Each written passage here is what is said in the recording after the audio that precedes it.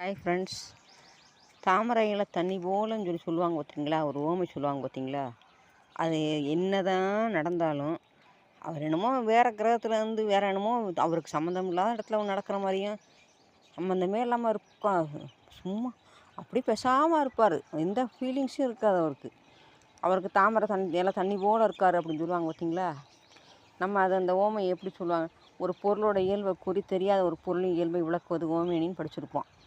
போட என்ற ஓம உருவு வெளிப்படையாக வரும். இதில் பட்டும் படாமல் இருப்பார். அஃபெக்டே ஆக மாட்டார். எந்த ஃபீலிங்ஸும் இருக்காது. என்னமோ சம்மந்தம் இல்லாத இடத்துல நடக்கிற மாதிரி. அதான் பட்டுப்படாமலும் ஈடுபாடு இல்லாமல் இருக்கிறத குறிக்கிற மாதிரி தான் இந்த ஓமை. தாமரையில் நீர் ஒட்டாமல் இருப்பது போல் ஒரு நபர் எந்த ஒரு செயல் இல்லை சூழலில் ஈடுபடுத்தி கொள்ளாமல் பற்றே இல்லாமல் இருப்பார். அதைத்தான் குறிக்குது இது. எந்த ஒரு உணர்ச்சிகளுக்கு கடுமையாகாமல் ஒதுங்கி அமைதியாக இருப்பதை காட்டுறது. கவலைகள் அல்லது பிரச்சனைகள் மனதோடு எதுலேயும் ஒட்ட விடாமல் இருக்கிறவங்க தான் இந்த மாதிரி தாமரைகளை தண்ணி போல் இருப்பாங்க. இது நம்ம நேரடியாக பார்ப்போம் பாருங்கள். அந்த இலையில் தாமரை இலையில் பாருங்கள் அந்த சிம்டமே இல்லை பாருங்கள்.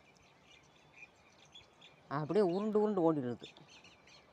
நம்மளும் இந்த மாதிரி உணர்ச்சிகளுக்கு அடிமையாகாமல் எதையும் தீர ஆராய்ஞ்சு கொஞ்சம் பட்டுக்களை குறைச்சி நம்ம இருந்தோம்னா, நிறைய சிந்தித்து கொஞ்சம் செயல்பட்டோம்னா நிறைய சாதிக்கலாம் வாழ்க்கையில்.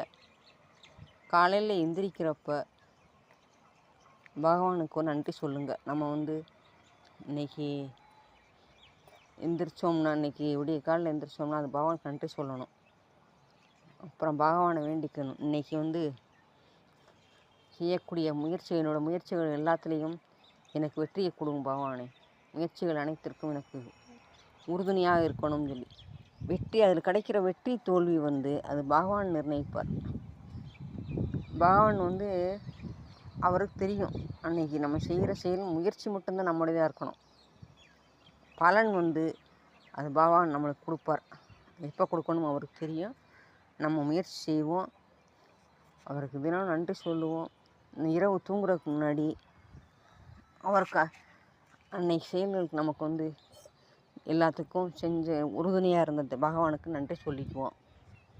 அதனால் எப்போதும் இறை சிந்தனையோட உணர்ச்சிகளுக்கு அடிமையாகாமல் எப்பயும் ஒரு தீர ஆராய்ஞ்சு நம்ம வேலைகளை செஞ்சு முயற்சி செய்வோம், முன்னேறுவோம், போய்கிட்டே இருப்போம் வாழ்க்கையில்.